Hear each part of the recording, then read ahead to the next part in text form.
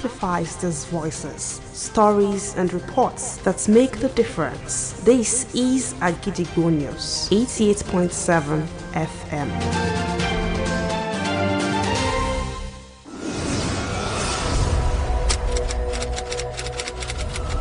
This is Kunle Amzat Studio, Agidigbo 88.7 FM. Welcome to News Around the World.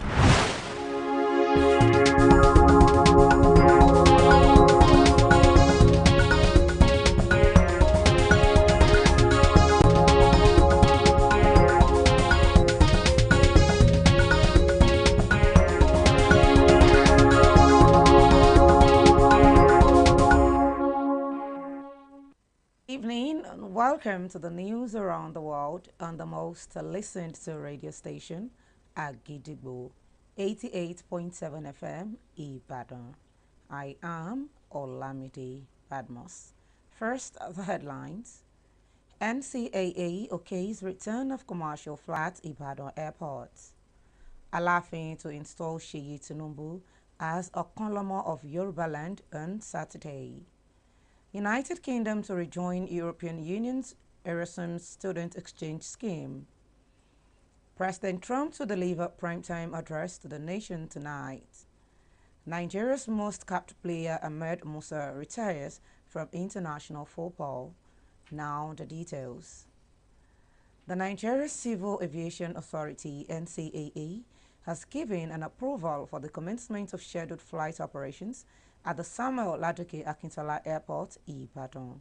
The NCAA, in a letter addressed to the Managing Director of the Federal Airports Authority of Nigeria (FAN), Mrs. Olubunmi Kuku, said it has given an approval for the issuance of provisional interim operational permit for the commencement of scheduled flight operations at the airport. The approval followed efforts by the Oyo State government to upgrade the Samuel Ladoke Akintola Airport, Alakia, Ibadan, to an international airport, with the state government having undertaken several projects. According to the letter cited by newsmen, the NCAA said it gave the approval after reviewing the updated status of safety critical facilities, operational arrangements and mitigation measures which followed recent developments at the aerodrome and the additional information provided by FAN. The NCAA declared that the provisional interim permit would be subjected to strict compliances with salient work plan conditions, including full operationalization of emergency response arrangements. The Oyo State Governor, Engineer Oluseyi Abiodun Makinde, has declared that there is the need for Nigeria's elites to reach a consensus on how best to move the country forward, just as it challenged the ruling class to identify the challenges the country is faced with and design appropriate solutions, which must discourage the winner-takes-all approach. Governor Makinde said this today at the launch of a book by a former Minister of Information, Alhaji Lai Mohammed, held at the Shehu Musa Yaradra Center, Abuja, where he said the ordinary Nigerians have arrived at the consensus that they want to be Nigerians, but that the elites have been the ones dividing the country along ethnic, religious, political, and other lines. The governor also added that those who negotiated Nigeria's independence chose federalism and multi-party democracy because they were imperative for the country's multi-ethnic status. Governor Makinde further eulogized the author of the book, Mohammed, while praising him for documenting his experience in government. The Alafin of Oyo, Oba Abimbola Owade, is set to install Sheyi Tinubu, the son of the president, as the Okonlomo of Yorubaland on Saturday, and will on the same occasion also install Senator Abdulaziz Yari, representing Zamfara West, as the Obaloyin of Yorubaland. The chieftaincy installation of the duo was contained in a flyer that was obtained by newsmen today. This is coming a few weeks after Alafin's counterpart, the Oni of Ife, Oba Enitan Ogusi, bestowed the title of Okolom of Odua on an Ibadan-born philanthropist and the Bada Olubadan designate, Chief Dotun Sanusi.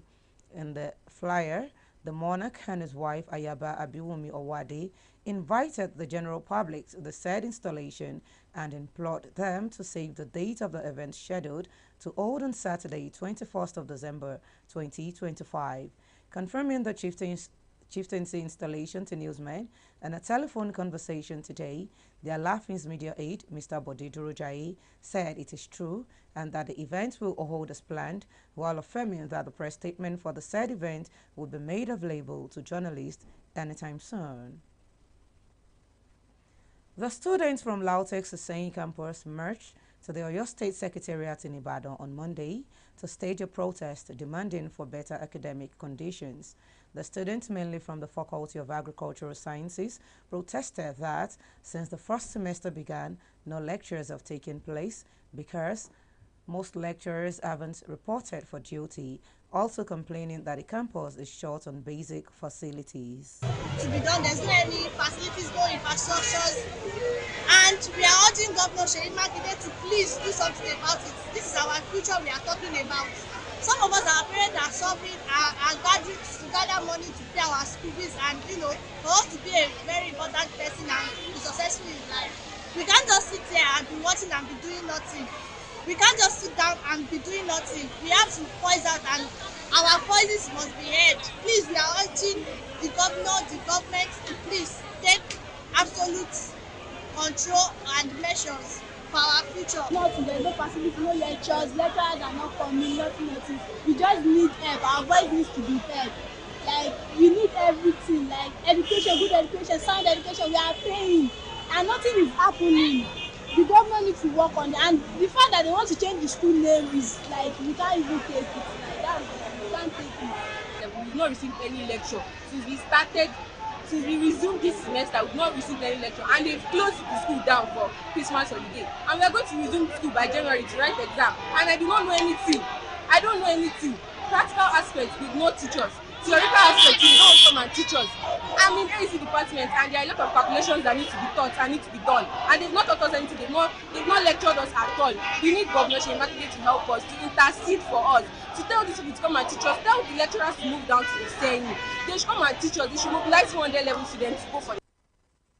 While in response, the Commissioner for Education, Barrister Segun Olaiwola, met the protesters, confirmed that the issues are being addressed, and promised that all pending results will be out before Friday. I had to call your Vice Chancellor, who also called an expanded management meeting. And before we left my office, along with your 16 delegations that you sent to my office, I spoke with the Vice Chancellor, and the decision at the meeting has been made known unto us. Yes or no? Yes, sir. One of your requests is that some of your results are outstanding. And he told us that he told us what caused that. And that has been resolved. He's saying, on or before Friday, the result will be released. And take it from me that the protest echoes earlier grievances reported by local outlets, which highlighted that several departments have had almost no teaching staff since the campus opened on October 13, 2020 shuttle between Iseyin and Ogbomosho, for supervision. Overall, the students are pushing for immediate staffing. Functional classrooms, labs, and a firm for practical work, while the state government says it's working on a timeline to fix the gaps. Day 17 of the Children's Carnival Fun Fair at Agidigbo FM was filled with laughter, color, and excitement as children arrived in adorable outfits, creating a lively and joyful atmosphere. Families enjoyed a variety of activities, including visits from Father Christmas, face painting, bouncing castles, and movies. Girls also captured happy moments with Dr. Oriyomi Amzat, making the day truly memorable. It was a colorful and exciting event, filled with joy and creativity. Children arrived in lovely outfits, and their happy faces created a lively and cheerful atmosphere. Both children and parents enjoy the fun activities, including for their Christmas visit, face painting, bouncing castles, swimming, dancing and movie sections, making the day memorable for everyone. Parents and the children also beamed with joy on their faces as they took pictures with Dr. Oriyomi Hamzat. Speaking with Agidigbo FM News, some children expressed themselves on how they really enjoyed the fun while showing gratitude to Dr. Oriyomi Hamzat for the beautiful experience. While speaking with Agidigbo FM News, Mrs. Adi Agbo, whose daughter won the sum of 100,000 naira for the first position of the best dress of the day, also expressed gratitude to Agidigbo FM and praise that God continues to bless Alhaji Oriyomi Hamzat. I brought my granddaughter to Agidigbo and she won best dress of the year. That she is the number one. So Alhaji gave her 100,000 naira because she dressed well. We thank Alhaji. God bless him. Agidigbo will not spoil. Thank you. Also reacting to the event, Mrs. Kausara Babatunde, mother of the second place winner in the best dress of the day category, also expressed her appreciation. I thank Alhaji Oriyomi Hamzat. His work will be going up. My son won 50,000 naira for the best dress of the day. And I will advise those parents outside should also bring their children to family fun fair to enjoy themselves and experience the fun. Parents who won gifts in the participation of different games also expressed their gratitude. I'm pleading with our parents, home, far away. Agidigbo Fun Fair family is a very awesome place for children. On the stage, our children will learn a lot of lessons, a lot of things, a lot of morals. Parents who have not yet brought their children are also enjoying to come along so that they can also benefit and are enjoying the exciting experience.